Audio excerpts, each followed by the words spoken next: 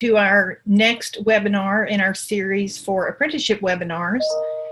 If you haven't attended some of our other webinars, they can be found on our National Fund website under Apprenticeship Resources, and we'll be putting this webinar on that website as well shortly after. So I'm very happy today to be talking about apprenticeships in healthcare, and I'm joined by two of my colleagues, Daniel Bustillo from HCAP and Hope Arthur from Partners for a Competitive Workforce in Cincinnati. Daniel actually sits in New York City with HCAP and has been very instrumental in helping us organize and coordinate several healthcare apprenticeships across the National Fund network. Next slide. So just some recent data in 2018 that healthcare is going to have the most openings and need for applicants because of the staggering growth rates that are forecasted. So many of us are baby boomers and we're starting to think about retiring, and we're trying to consider what we might want to do in terms of healthcare coverage as we age. And so the whole healthcare industry is going to continue to boom. Daniel's going to talk a little bit more about that as we get into the webinar. But fastest growing sector is going to be in healthcare. The most jobs are going to be for healthcare workers, and there's currently a shortage. Next slide. So really 5 of the 10 toughest jobs to fill are in healthcare, and that's because of high demand. So we're seeing a lot of really creative ways across the network to fill these positions with some maybe non-traditional occupations like certified medical assistants and community health workers. Next slide. So the Bureau of Labor Statistics data says that leading to 2020, of the 30 occupations expected to see the most employment growth, 9 of those will be in the healthcare sector. And the jobs that will be particularly hard to fill include personal care aides, nursing aides, medical secretaries, licensed practical nurses, and medical assistants. So we're seeing a lot of activity around large healthcare systems that are trying to organize registered apprenticeship as a way to fill some of these hard to fill positions. Next slide. So PricewaterhouseCoopers released a report that said there will be a significant and growing shortage of health information technology workers. So if you think about what technology has done to medical records and medical billing, there will need to be people who can actually do that work in the medical sector. So people who can work with data, people who can be technologically savvy and also understand the particular needs of the healthcare industry. Next slide.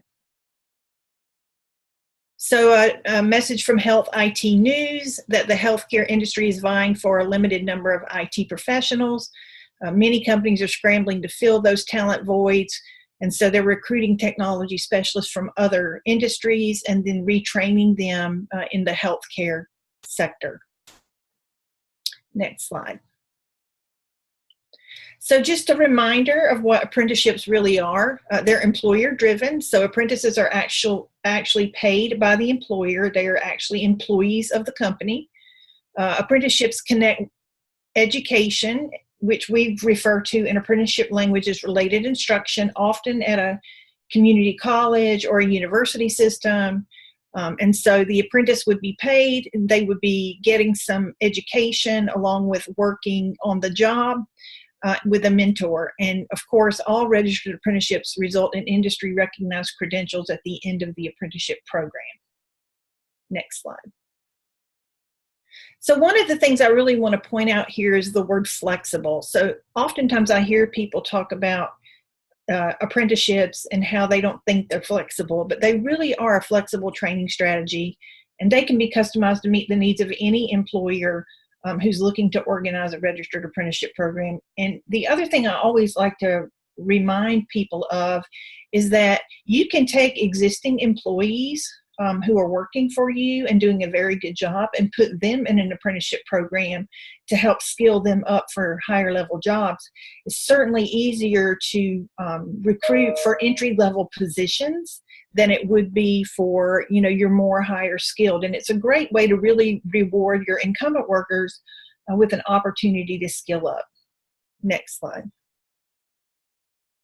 Of course, the benefits of apprenticeship, I always like to point this out. You have your highly skilled and highly productive employees because you've trained them the way that you want them to be trained within your organization.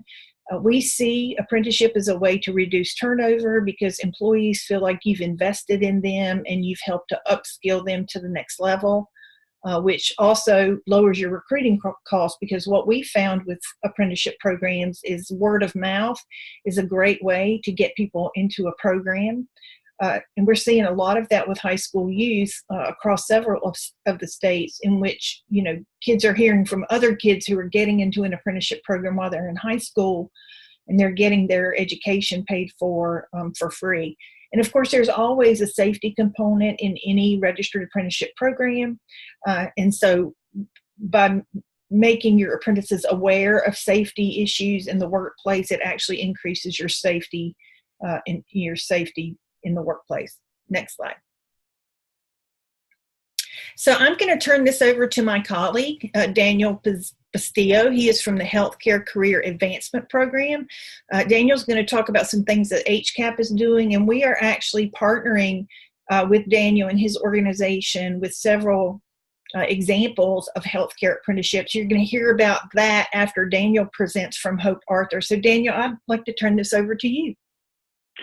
Thanks very much, Pam. It's a great pleasure to be here today to talk about some of the work we've been doing at HCAP to help develop registered apprenticeship as a viable workforce solution in healthcare. And it's always a great pleasure to be with our friends and colleagues in the National Fund Network.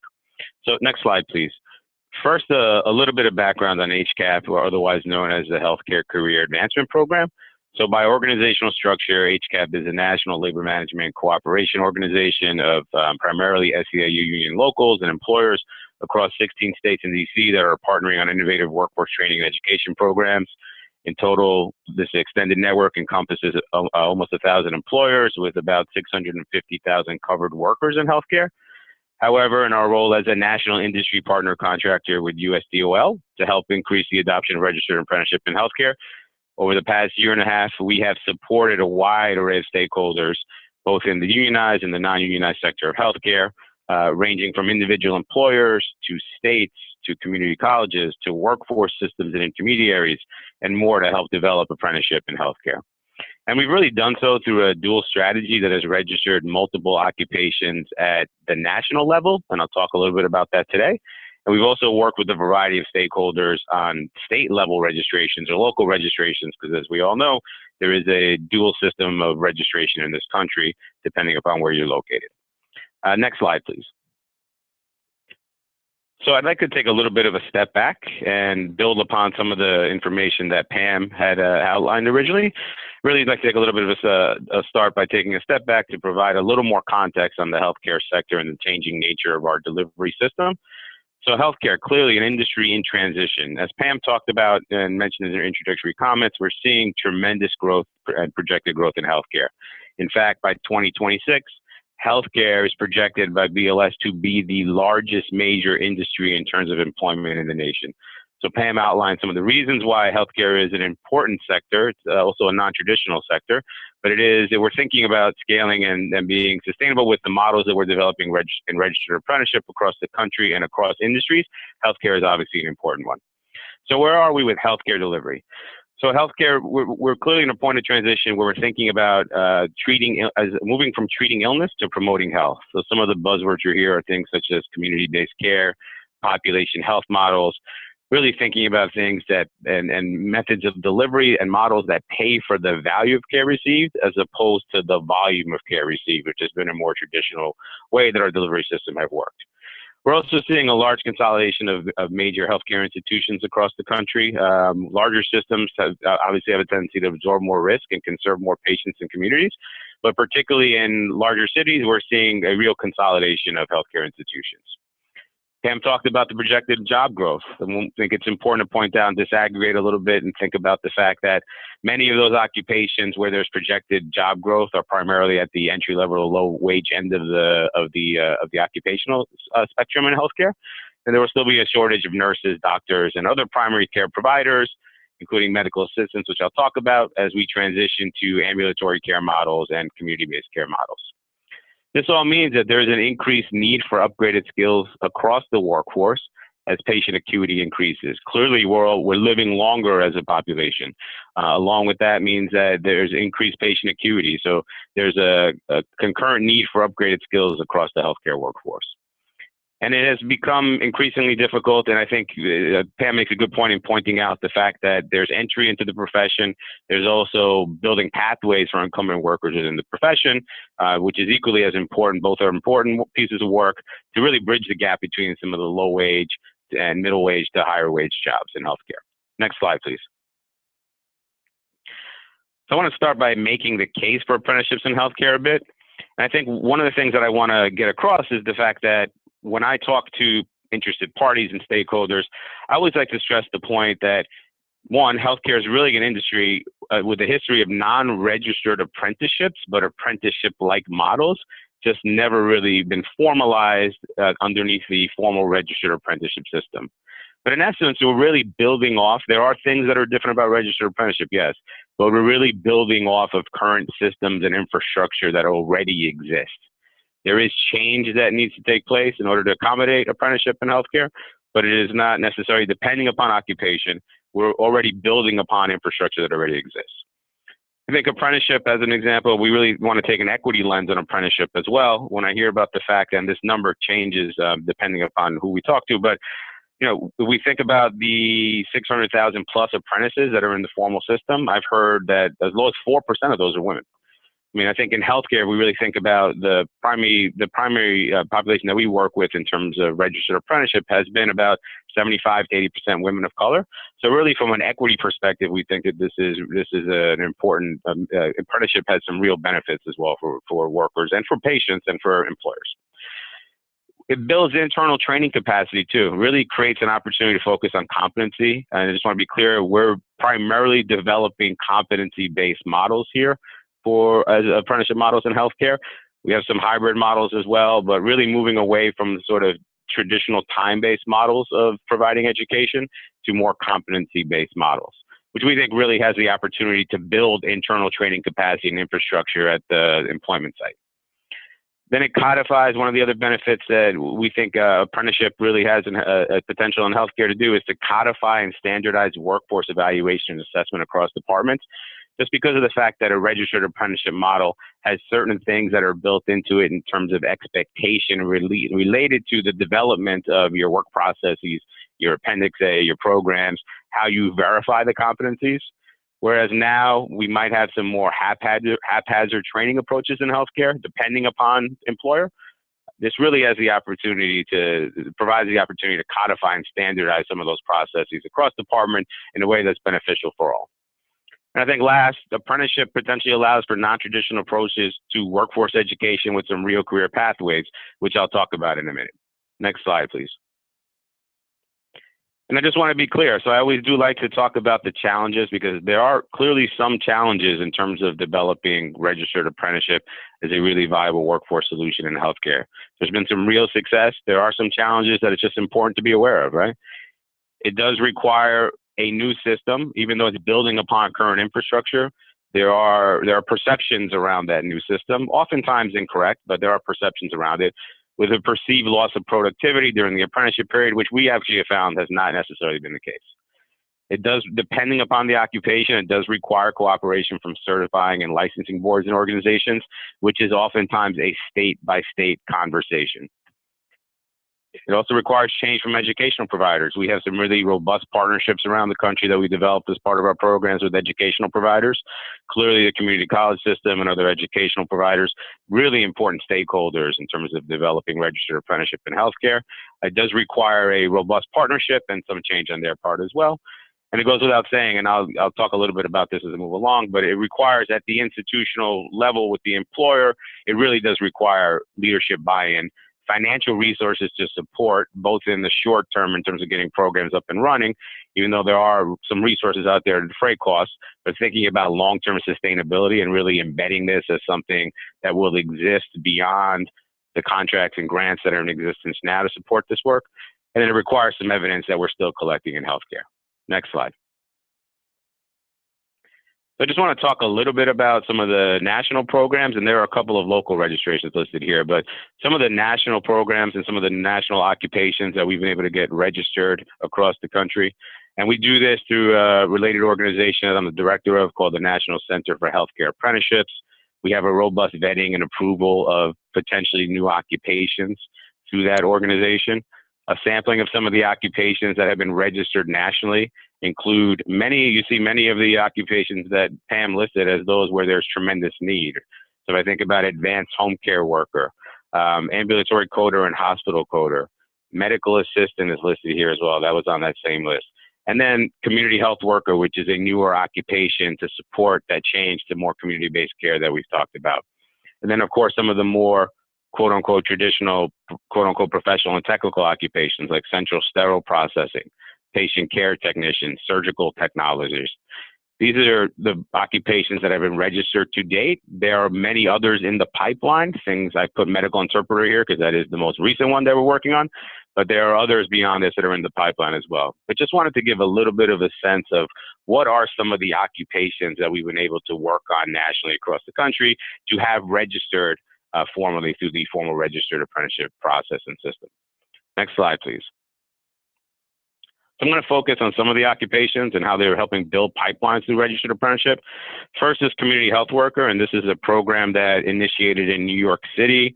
The picture that you see located here is a picture that was from an article in the New York Times. The quote speaks for itself. It's from the chair of the chair of family medicine at Bronx, Lebanon, which is the hospital where this program has actually rolled out. They have made a huge investment here to the point where they have somewhere in the neighborhood of 70 to 80 apprentices now that have been registered through this program. But it really required Dr. Doug Reish, who is really the internal champion to push this program forward. What are some of the key program features? You heard me talk about some of the particular benefits to registered apprenticeship, and I think we see them play out in some of these programs. So this program really formalized what had been to date a haphazard training approach and provided some structure around the training and the verification of competencies and all that stuff that we know are critical components of a registered apprenticeship program.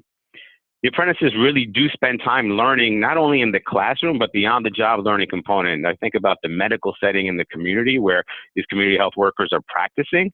The apprentices really do spend time learning in all those settings, as opposed to just in the classroom setting, which makes all the difference on the back end when we're talking about the quality of care that's being delivered. It also builds in guidance from experienced mentors. So registered apprenticeship programs are supposed to have robust mentorship components, and it's something that we've made a heavy investment in. We think it is clearly important in terms of thinking about getting the best outcomes that we can from registered apprenticeship programs. And this is a clear example of a program that has a built-in guidance from experienced mentors that has made a world of difference.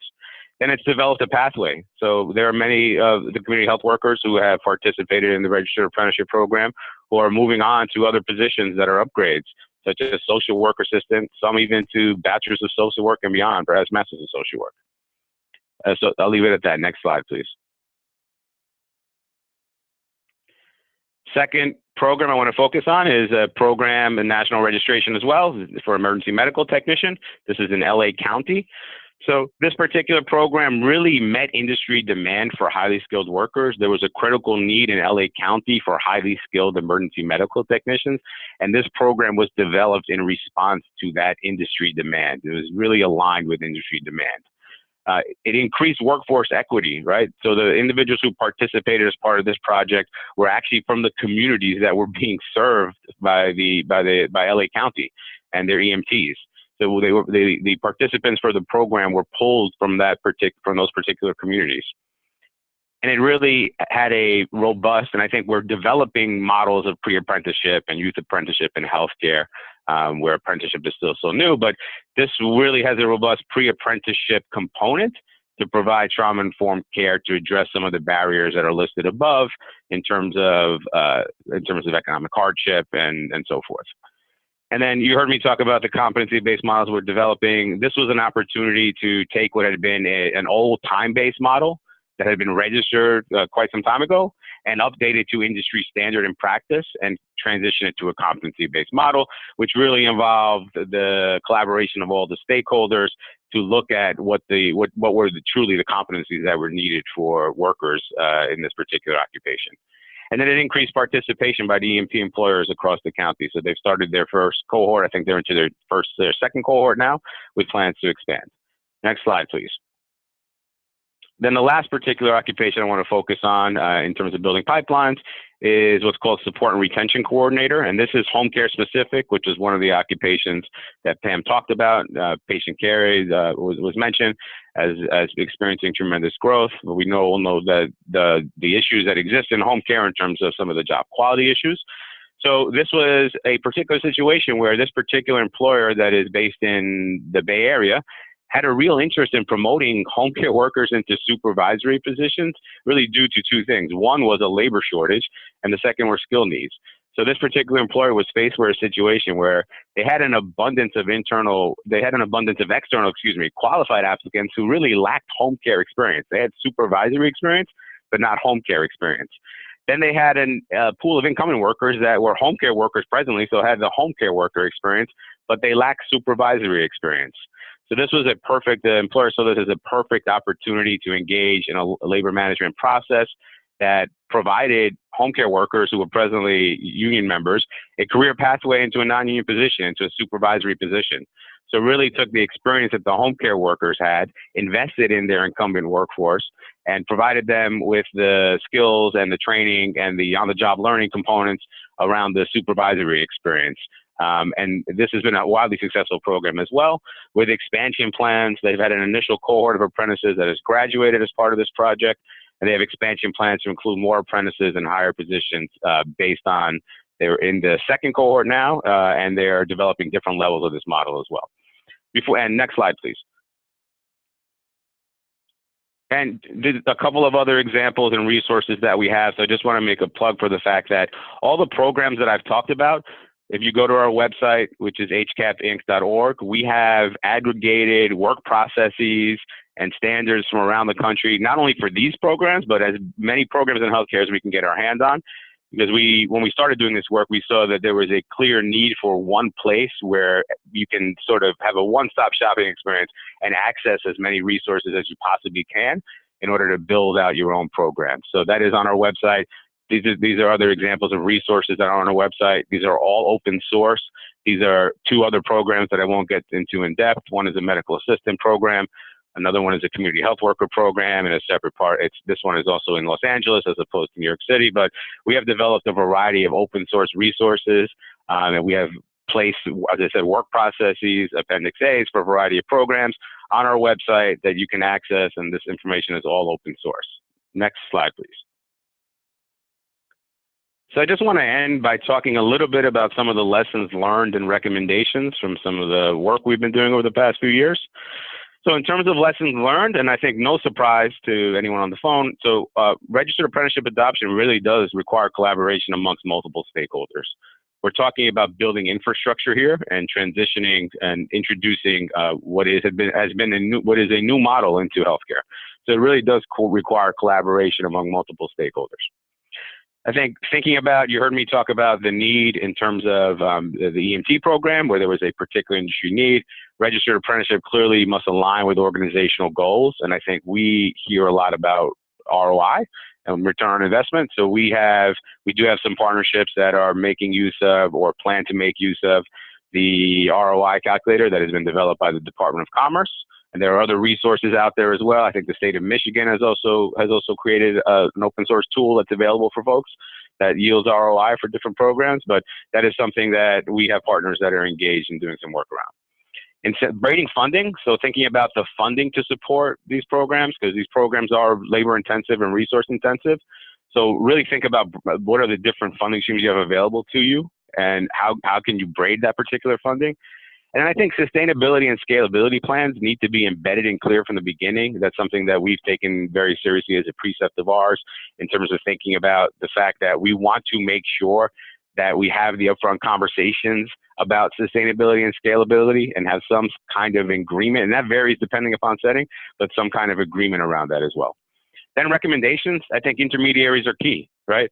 So you're going to hear from Hope in a second and the great work that's going on in Cincinnati. But there are many different forms of workforce intermediaries, but our experience has been there are some employers who are the sponsors of these programs directly in healthcare. I think by and large, most of the programs that we have worked on have been multi-employer, regional sponsorships. So with a workforce intermediary oftentimes as a sponsor, just because the employers oftentimes don't want to deal with whether it's perceived or not, whether the perception is correct or not. They don't want to deal with the perceived administrative burden of being sponsors of these programs and the paperwork and such. There are employers who do. But I think workforce intermediaries are really key in all their forms to thinking about sustainability and scalability in healthcare. Target high growth occupations. We heard about what some of those occupations might be. I think if we're thinking about scaling, it is important to target some of those high growth occupations. And then finally, I think we continue to have a need to develop new resources, open source and otherwise, that are specific to registered apprenticeship in healthcare. Make sure that we're not constantly reinventing the wheel, that their experience is being shared, those of us who are doing this work around the country, and that we continue to build new collaborations so that we support the development of registered apprenticeship as a really viable workforce solution in healthcare. So I'm excited about what's been done to date, and I am certainly excited about what's to come in the future. Next slide. So thank you, Daniel. So Daniel continues just to be a wealth of information for us at the National Fund. We will continue to work with Daniel. One of the examples I'd like to give of an intermediary is we are working with the 5 workforce boards in the greater Atlanta area to become the intermediary for registered apprenticeship through the USDOL. And by doing that, it really helps your employers. It reduces administrative burdens for them. And so, more to come on that as we iron out a process with the USDOL for helping some of our collaboratives become intermediaries. I'm also seeing some questions come in. So if you have a question, please go ahead and enter it in the Q&A folder, and then we'll field those questions at the end. Depending on the question, will depend on which of the 3 of us takes the question. So we're going to move on now to my colleague, Hope Arthur. Hope is from Partners for a Competitive Workforce in Cincinnati. They are doing great work there in Cincinnati, and they are using registered apprenticeship programs as a way to increase their high school graduation rate. So I will turn this over to Hope, and then when she's done, we'll field some questions from the question folder. Thanks, Hope. Thank you. Good afternoon, all. And Pam, thank you again for inviting me to present today. I'm with Partners for a Competitive Workforce, which is a partnership in the Ohio, Kentucky, and Indiana tri-state region focused on meeting employer demand by growing the skills of our current and future workforce. Our partners include employers, workforce investment boards, chambers of commerce, education, community-based organizations, and philanthropic funders. The partnership's managed by the United Way of Greater Cincinnati with major support by the National Fund of Workforce Solutions as well as local funders.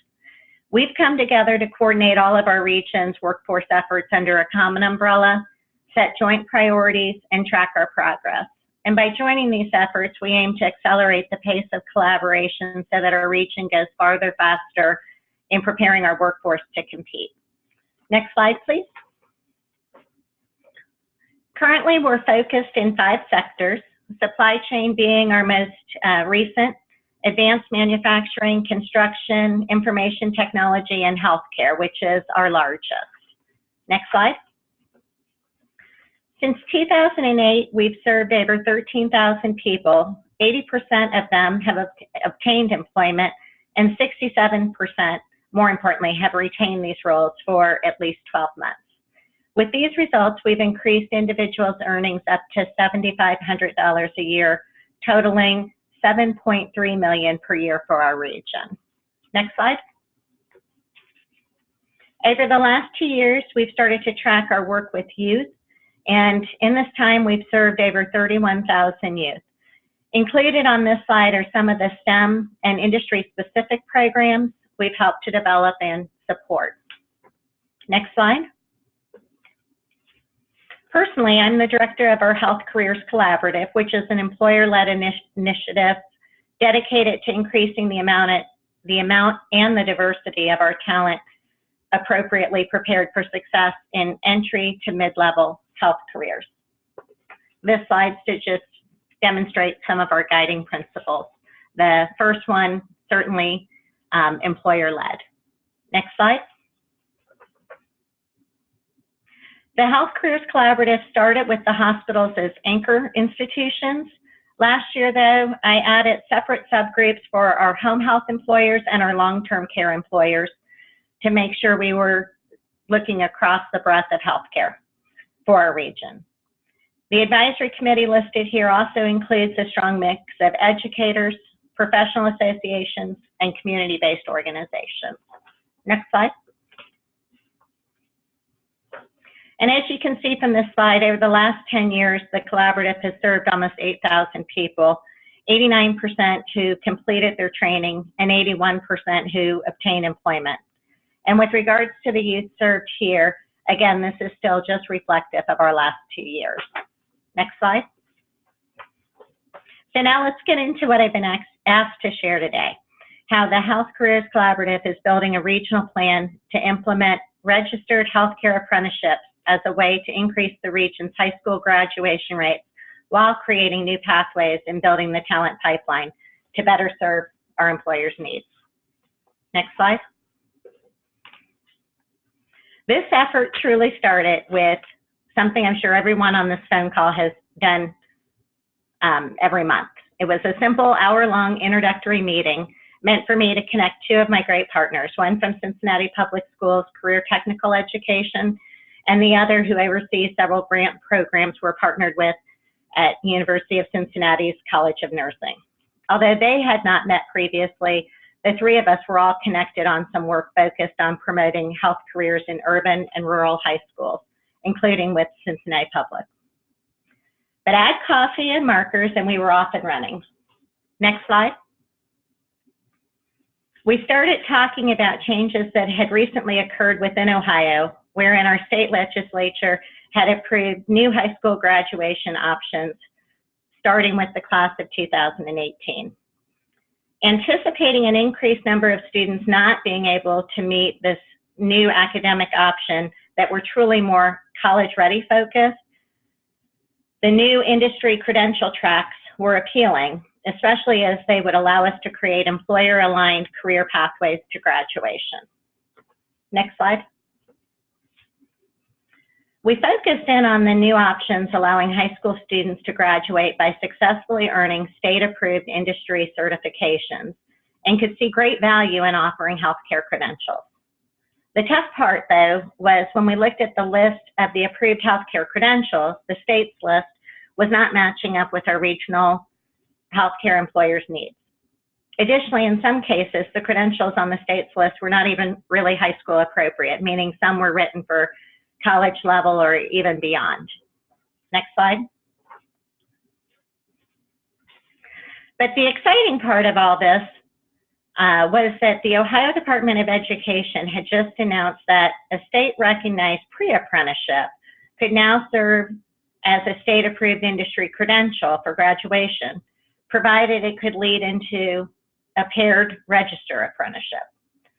So all we needed to do was create a healthcare pre-apprenticeship that could lead to graduation, was build the region's first registered healthcare apprenticeship for it to feed into.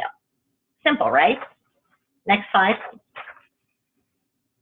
3 hours into our 1 hour meeting, we had really built both a concept for what the high school healthcare pre-apprenticeship could look like and a list of the likely in-demand registered apprenticeships we thought were most aligned to our employers for our region.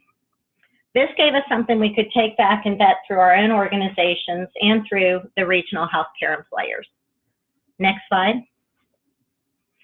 From our very sophisticated diagram that we made that day, you maybe can see what we believe the pre-apprenticeship should include.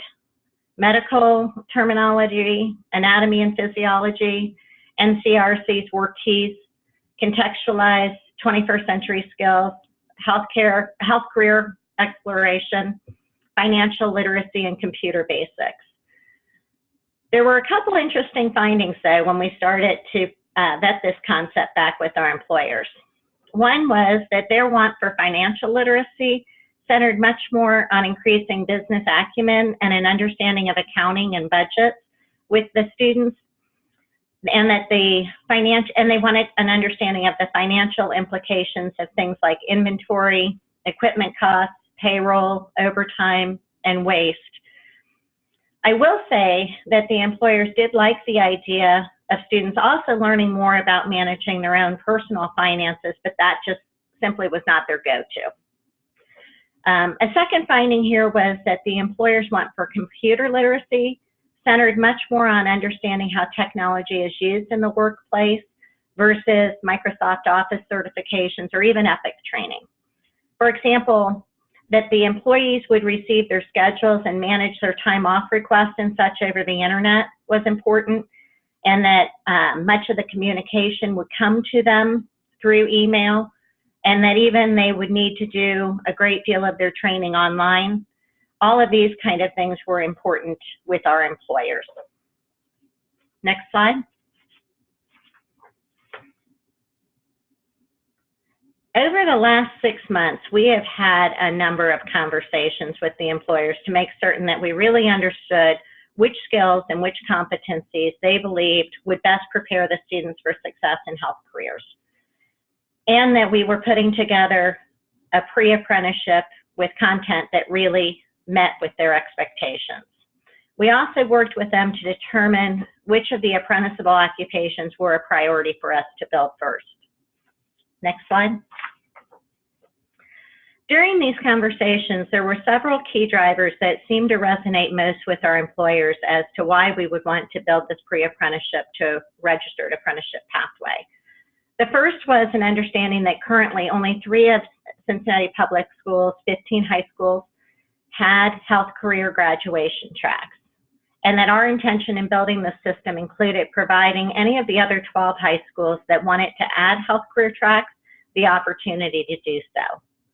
Also, our employers liked that the healthcare pre-apprenticeship, once approved, would be shared freely with any other high schools and districts throughout our region. A second key driver was the idea of us creating a system that could increase graduation rates while better preparing high school students for success in healthcare settings.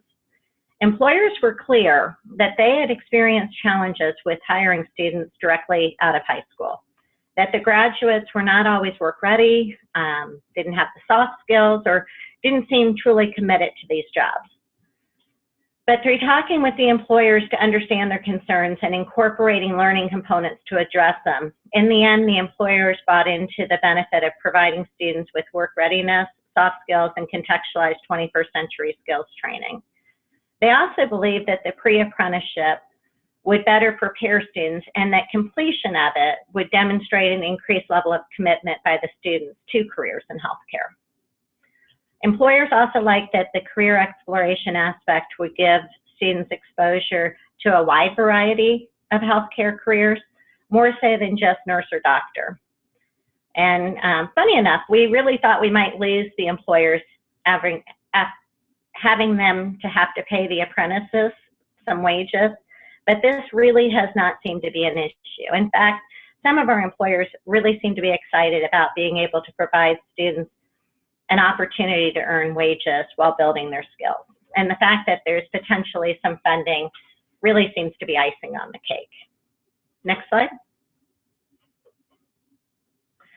So still working very closely with CPS, we started socializing the concept and meeting with state and national resources to understand all of the requirements and to make sure we weren't really trying to reinvent any wheels here.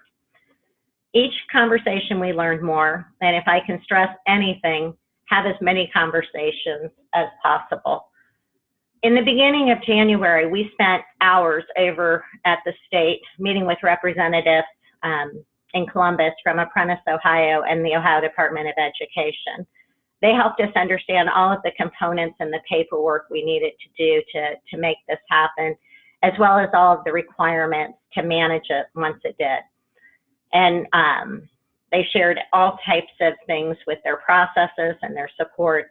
And I would say most of all, they really encouraged us and urged us on and offered us any help that we needed. They've been fabulous to work with.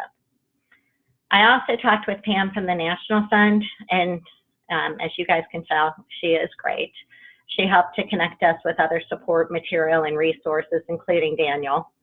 And Daniel, I can't say enough about. He is just so knowledgeable about what's going on in health apprenticeships. And I know he referenced it, but I want to make sure I call it out, that the online library of registered healthcare apprenticeships has been a huge resource. If you've not looked at this yet, I also highly recommend that you do this. With regards to funding, most of my time has been involved with one national funder who's been very interested in helping us with seed money to stand the system up. In the process, though, he's added some requirements which will serve us and this project really well.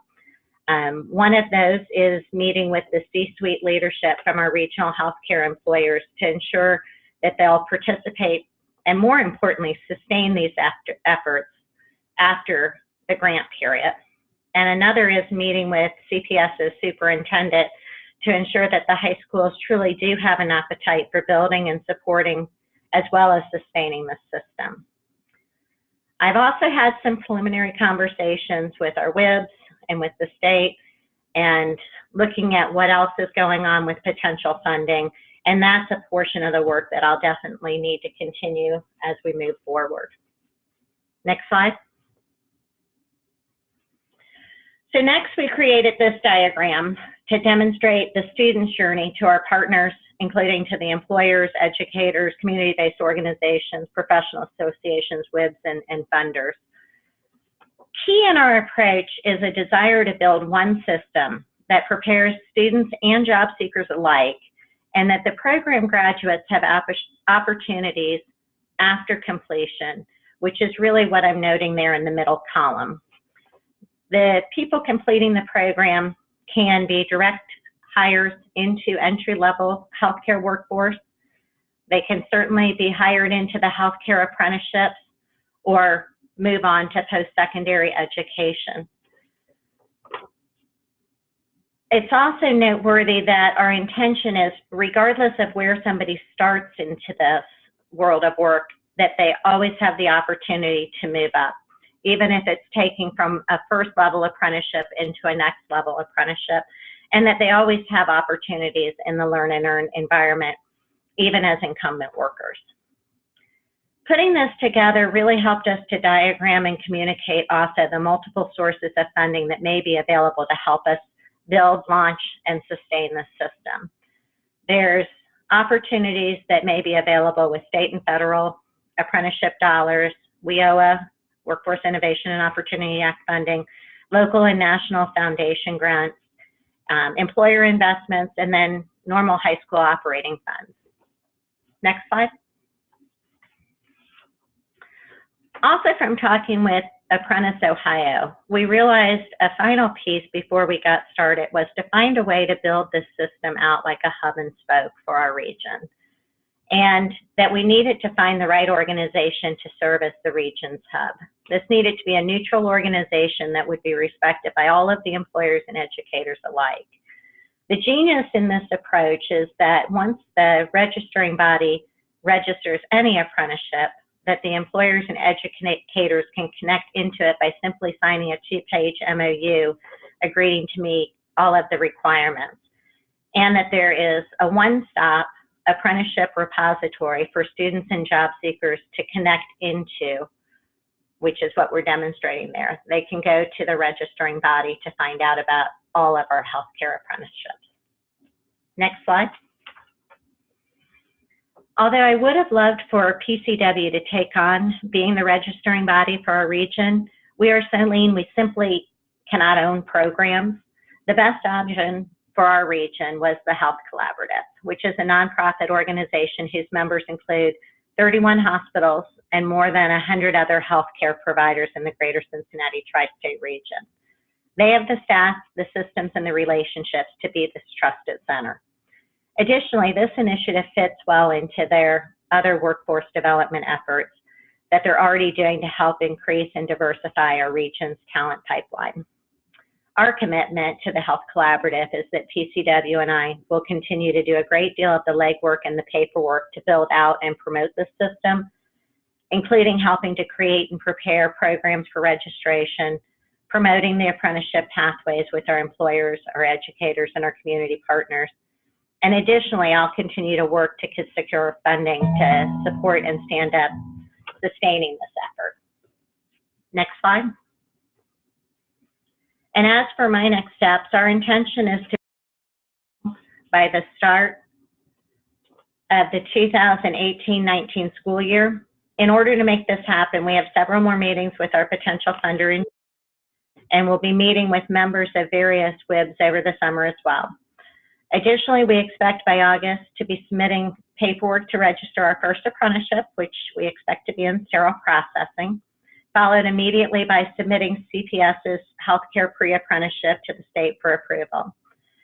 From there, we intend to launch small with Cincinnati Children's, the sterile processing, and one of our CPS high schools. This will allow us the opportunity, if we need to go ahead and fail fast, but on a small scale, and do any kind of course correction that's necessary. And all the while, we'll be continuing to build additional apprenticeships to get registered to increase all of our options across the pathway. Next slide. Thank you again for letting me share. I hope you found it useful. So let me turn you back over to Pam. Thank you, Hopes. It's so exciting to hear about what you're doing in Cincinnati. I can't wait to see what the results are going to be in the 2018-19 school year. We have several questions that have come in. I'm going to take the easy one first. Helena is asking, are we able to get a copy of these slides? The answer is yes. We will actually be putting this webinar is recorded, and it will be on the Apprenticeship Resources webpage. At the bottom of the webpage, it says Apprenticeship Webinars, and this one will be housed there.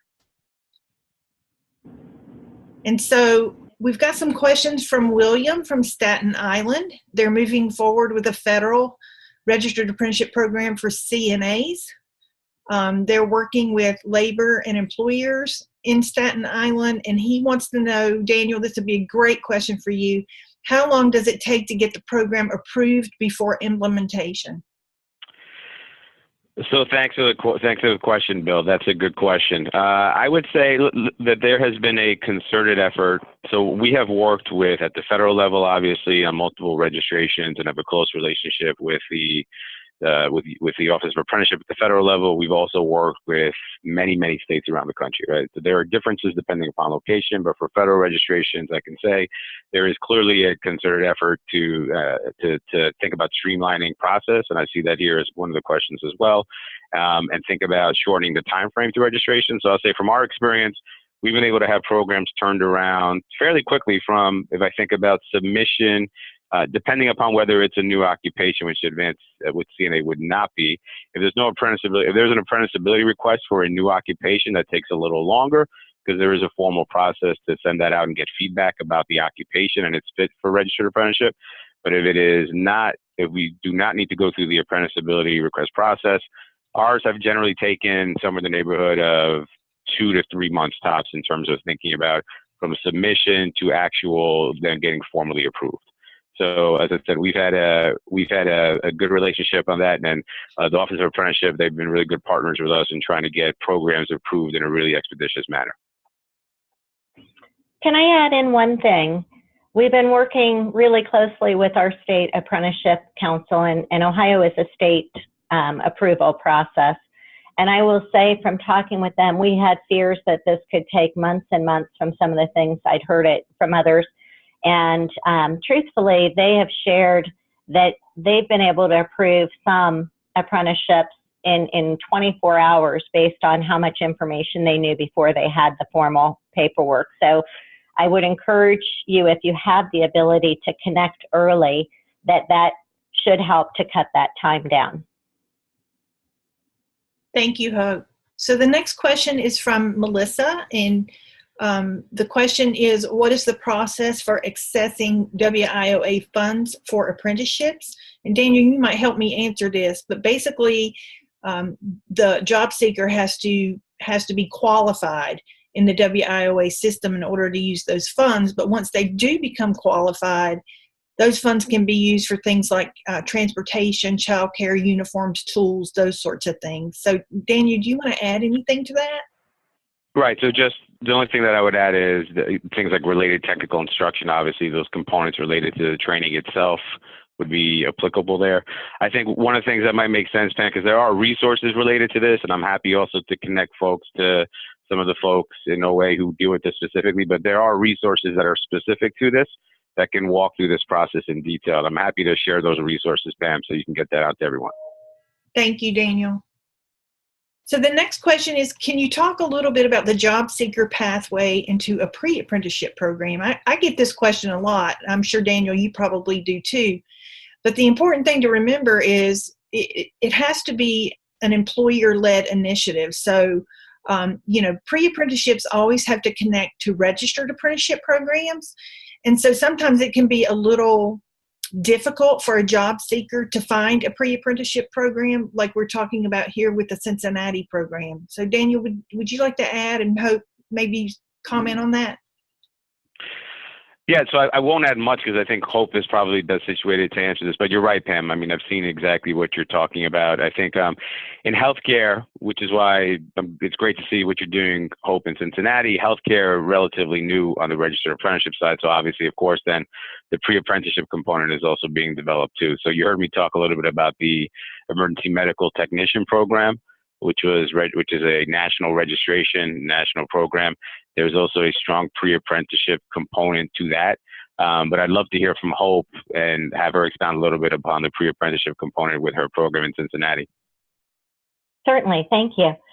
Part of our want in creating this system is to work directly with the community-based organizations that have already started some introductory to hospital worker type programs, because we've been working off of a core curriculum that we've already got access to here. And our intention is, if we do get this funding from the national funder, to be able to put together some shared resources to help those organizations even more to create consistency.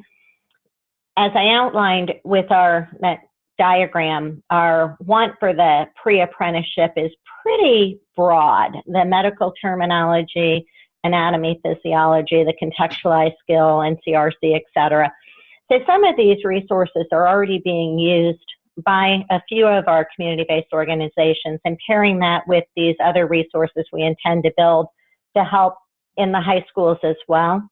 We feel like we can roll those out and get consistency for job seekers, incumbent workers, and high school students alike.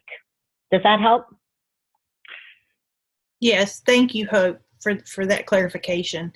Okay, we have a last question from Bill in Staten Island. Daniel, I think he's asking for your help here. He has multiple employers expressing interest in learning about apprenticeship programs in healthcare. The employers are organized under a CBA. At what point do I guide these employers to HCAP?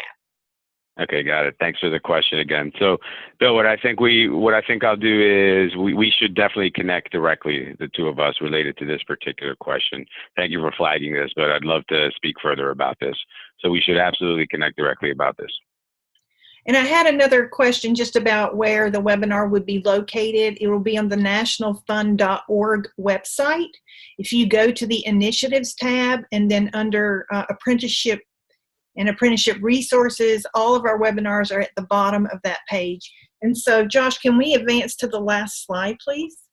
So these are contact information. So mine is phouse@nationalfund.org. Daniel is at hcapinc.org. Hope is at uwgc.org. I also want to remind you that on our apprenticeship resources page, you can go directly to HCAP. We've actually linked that library there on the National Fund Apprenticeship Resources page. Daniel and his organization have done an incredible job of really ironing out the work processes and the related instruction for healthcare apprenticeships. I highly recommend that you go look at that.